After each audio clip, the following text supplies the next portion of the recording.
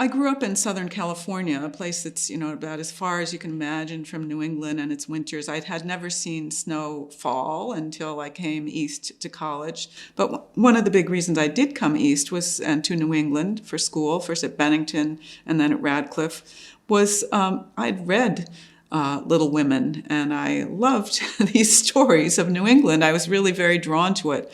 But when I started studying in college in the 1970s, Transcendentalism, there were just no women in the classes. It was Emerson, it was Thoreau, it was Hawthorne, maybe a little bit about Margaret Fuller, and it frustrated me greatly. After I left college in the 70s, it was an era, and early 80s, it was an era of a bountiful time of women's biographies. And there were several biographies of Margaret Fuller that came out then with that really dramatic life story. You can imagine why.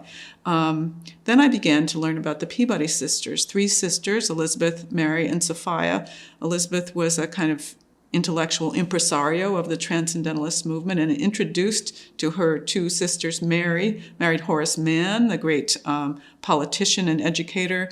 Sophia married Nathaniel Hawthorne, a short story writer and novelist who was kind of on the fringes intellectually of this community, but lived in Concord with Emerson. So my goal in writing about these three women, who in my book is called The Peabody Sisters, Three Women Who Ignited American Romanticism. They really were very much at the heart of the movement, was to show that there were other women of Transcendentalism, aside from Margaret Fuller, who I thought everyone now knew about after this bounty of biographies. But it took me 20 years to write this book. None of the Peabody sisters' writings were, personal writings, journals were in print in any way.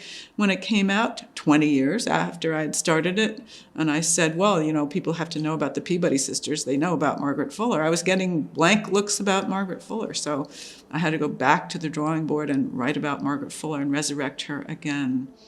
So what's great about Paul's work and this kind of widening out of an understanding of the women of Transcendentalism through this piece of music and in other ways since my books have come out is that these women who were really there, really respected as equals, they were friends, they were lovers, they were instigators of ideas all on their own.